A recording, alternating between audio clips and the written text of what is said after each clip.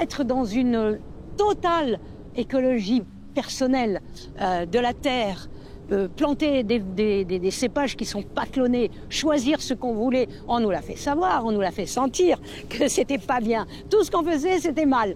Mais peu importe, hein, l'histoire juge.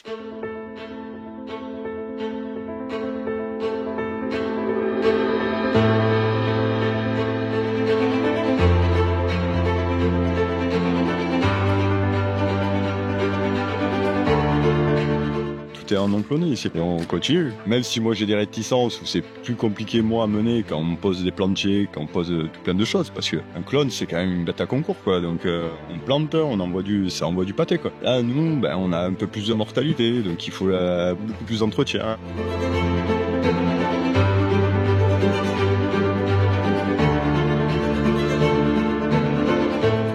Qui étais-je à l'époque? Que pensais-je? Que voulais-je? Avec mon mari, on avait cette passion de la terre, mais une passion qui était dans le respect et dans l'amour. Non pas une écologie politique, mais une écologie philosophique, une écologie éthique. Et oui, on a pris énormément de risques, mais on s'en rendait pas compte parce qu'on était passionnés. On était dans la marche dans notre vie. On avançait.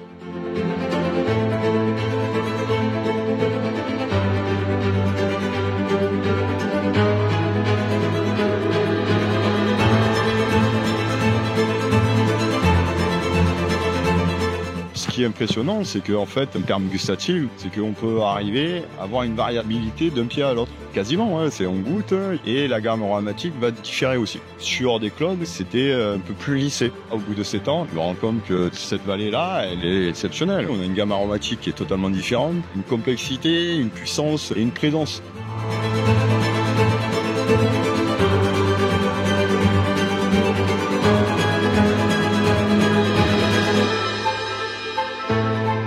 On fait les choses parce que le terroir de Domagassac nous commande de faire ainsi pour sortir le meilleur, pour exprimer le meilleur. C'est le terroir de Domagassac qui commande. C'est pas Samuel Guibert, c'est pas Roman Guibert, c'est pas Basile Guibert, c'est pas Gaël Guibert, c'est pas Aimé ou Véronique, nos parents. C'est vraiment le terroir de Domagassac qui commande ce que l'on va faire en termes de fruits et ensuite ce que l'on va faire en termes de vinification.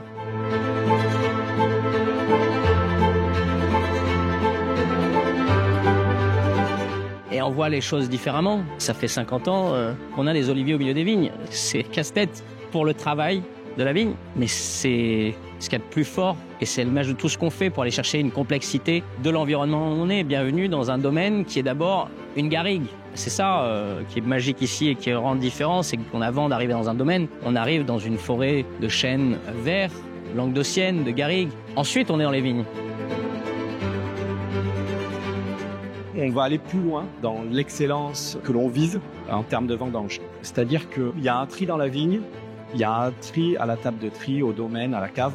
Ce que j'ai fixé aux équipes avec le chef de culture, c'était que les raisins amenés à la cave n'aient plus besoin d'être triés. Il n'y a rien de révolutionnaire, mais chacune de ces exigences amène bout à bout une amélioration certaine de la qualité globale au final du millésime.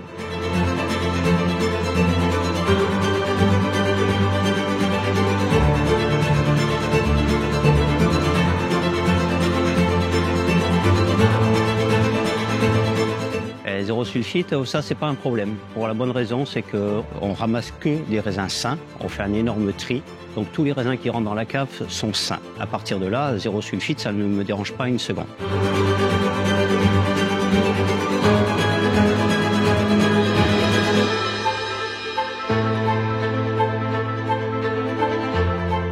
À l'ère où on nous parle du réchauffement climatique, nous avons eu l'année la plus fraîche de ces 20 dernières années. La conséquence, c'est une maturation très lente des raisins. C'est un des millésimes où il y aura la plus grande concentration d'antioxydants parmi tous les millésimes de Domagassac. Et qu'est-ce que ça veut dire? Ça veut dire un millésime de longue garde, mais aussi un millésime, entre guillemets, remède.